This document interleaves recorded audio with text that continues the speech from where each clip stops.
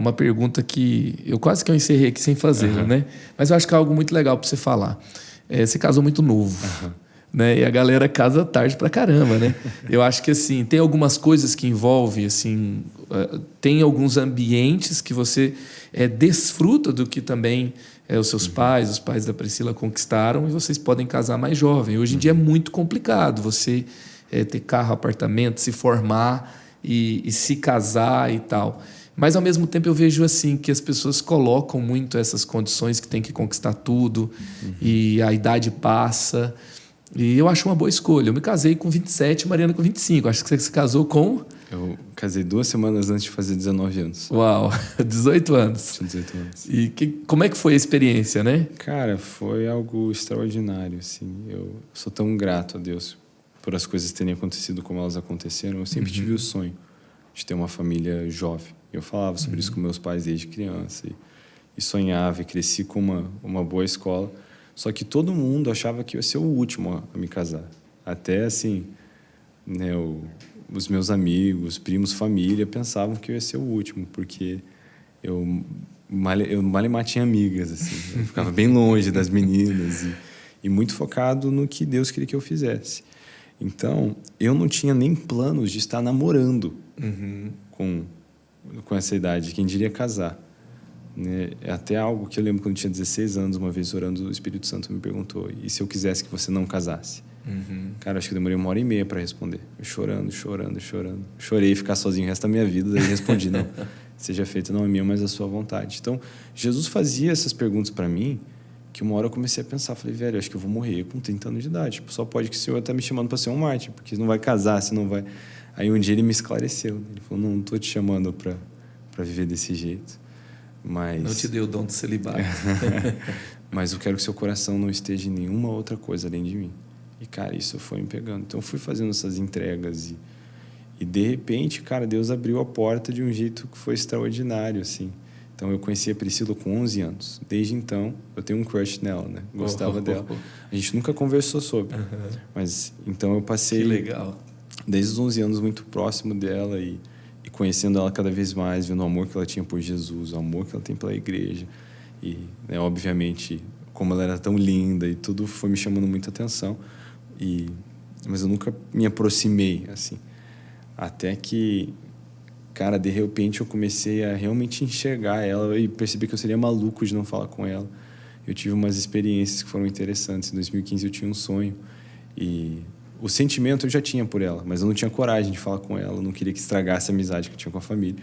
Mas em 2015 eu tive um sonho, no sonho eu pensava: cara, eu seria maluco de não falar com ela. E quando eu acordei eu falei: mano, realmente, mas eu ainda não estava com coragem de puxar a conversa com ela, já estava orando sobre ela, mas... E aí um dia eu estava em casa fazendo um trabalho da escola e eu não conseguia desligar a cabeça, eu só pensava nisso. Cara, eu quero falar com ela, eu quero puxar assunto. Eu estava começando a conversar um pouquinho, assim, mas não... E eu decidi sair para dar uma corrida, era de noite, eu corri em volta no quartel, então não levei celular, não levei nada, além da roupa do corpo, né, para não ser assaltado, assim. E quando eu voltei para casa, depois de correr, eu queria desligar a cabeça um pouquinho, eu aperto assim no celular para ver se tinha alguma mensagem perdida, alguma coisa, ligação. E a primeira coisa que tinha lá era: Priscila Uber curtiu sua foto. Aí eu abri a foto, era uma foto antiga.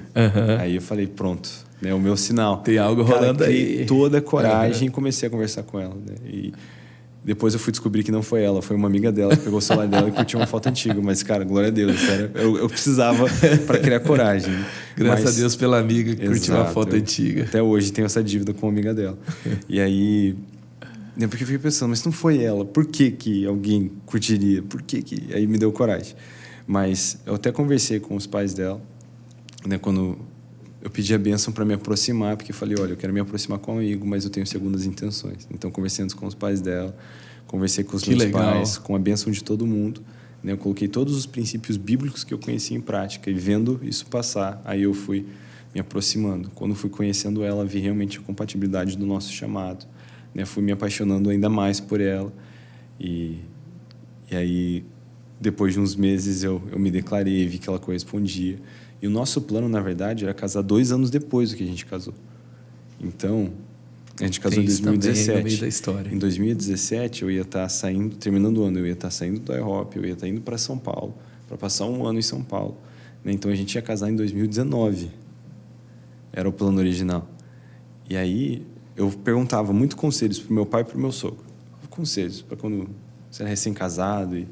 E os dois me falaram muito a mesma coisa, até sem saber que eu estava falando sobre o princípio do Velho Testamento, que o homem não ia para a guerra no primeiro ano de casamento para fazer sua esposa feliz. Eles falaram que se eles fossem eu, eles não entrariam de cabeça no ministério no primeiro ano de casamento, esperariam um pouco. E até pela fase de vida que vocês estavam, né? Aí a gente entrou nessa discussão. Falei, né, tipo, começamos a conversar sobre como a Pri ainda tinha um ano de faculdade. A gente podia passar, então, esse ano mais tranquilo.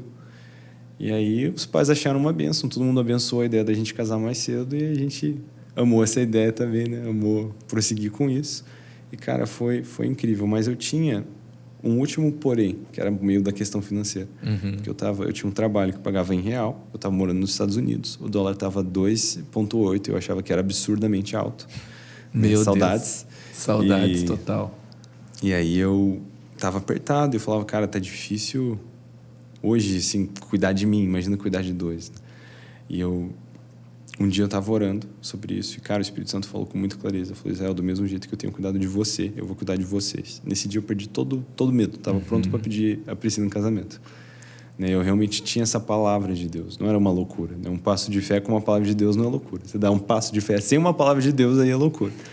Então eu estava crendo nisso. E aí foi bem nessa época que Deus abriu as portas, eu comecei a poder trabalhar nos Estados Unidos e quando eu criei um canal no YouTube, eu falei, cara, um dia eu vou morar nos Estados Unidos. Então, eu configurei tudo para os Estados Unidos e coloquei a monetização em pausa, porque eu não tinha documentação ainda para receber. Então, por 2 anos, eu fiz 2 vídeos por semana sem receber um tostão.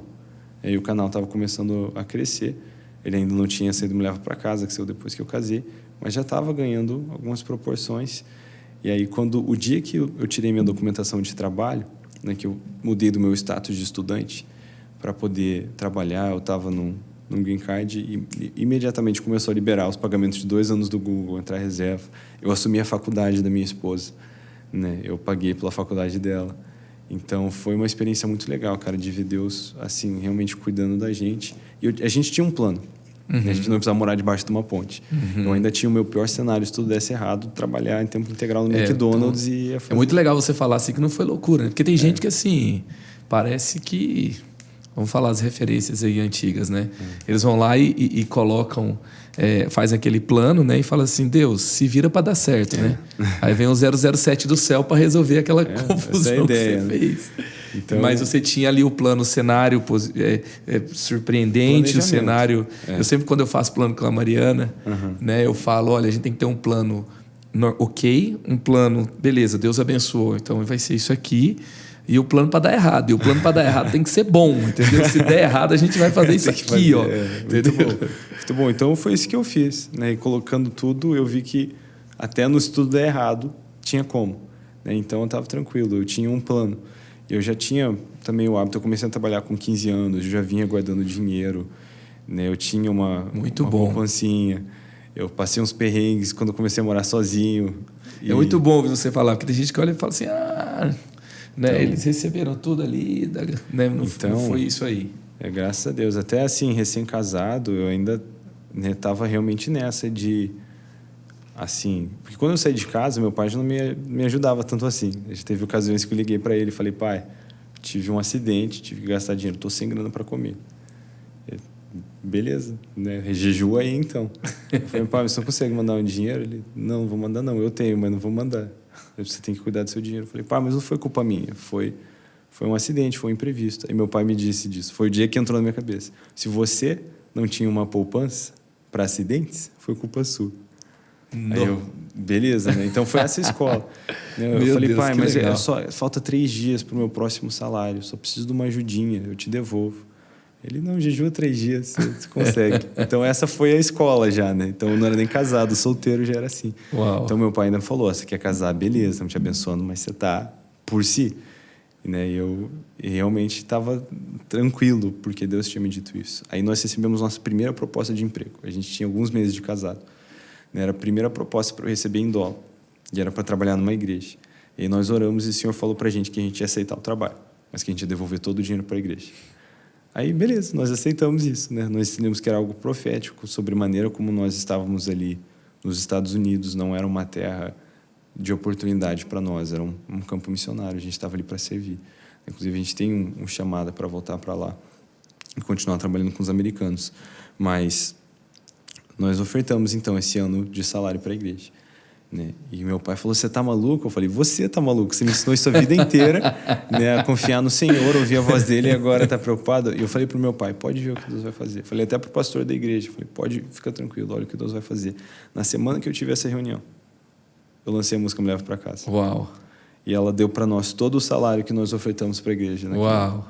Então, assim... É muito legal ouvir isso, ver por trás de algo que Deus colocou a mão ali. Tem uma história incrível, né? Então, não é... O testemunho dessa música, na verdade, não é nem a música, né? Era nem a música sendo boa, né? É Deus cuidando da gente porque Ele falou que ia fazer. Então, mas aquele negócio, a gente não estava à toa, né? A gente não estava em casa assistindo seriado, a gente estava trabalhando de graça para a igreja. Né? Mas a gente tinha um plano. Eu sabia por causa de um propósito. Pelo propósito. As pessoas têm muita dificuldade de entender o propósito do que faz, né? Assim, não, nós estamos aqui para servir, porque isso aqui para nós é missões. Então, vamos honrar com essa atitude que até nos lembra do que a gente está fazendo. Muito bom. E mesmo nesse tempo, eu digo isso com maior alegria, cara. Teve momentos que eu entreguei comida lá nos Estados Unidos. Já com a coisa com o YouTube rolando, a música rolando. Teve momentos que eu trabalhei em loja de eletrônico lá. Teve momentos que eu fiz freelance de vídeo, fotografia. Então, tudo isso, cara, porque Deus tinha me dado um propósito. E eu fui vendo Ele me dizendo para me virar nos 30 para fazer isso também. Sabe? Então, teve os momentos. Então, acho que é muito isso de discernir os momentos. Paulo, cara, o Paulo, né, que nos deu toda essa base do Novo Testamento, era um cara que ora fazia rede, né, e ora não fazia. A escola de Tirano foi no... a escola era tenda, né? Fazia tenda. Ele fazia tendas. Então, mas a escola de Tirano, por exemplo, era uma região que era muito quente. Então, tinha o contraturno. Então, ali, acho que era do meio-dia às 4, ninguém trabalhava. Porque era muito quente. E a escola de Tirano não funcionava, porque era era muito hostil. Não era um ambiente apropriado para ensinar. Então, ele ensinava na escola de Tirano, ele ficou anos ali, no contraturno daquela escola, e depois ele ia voltar a fazer tendas no outro horário. Né? Então, essa é a escola de Paulo, né? Se liga, esse foi só um corte. Pega o episódio completo no canal Eleve. Nos siga no Instagram, @creativice_podcast. Toda terça tem episódio novo lá no canal Eleve. Nos vemos no próximo.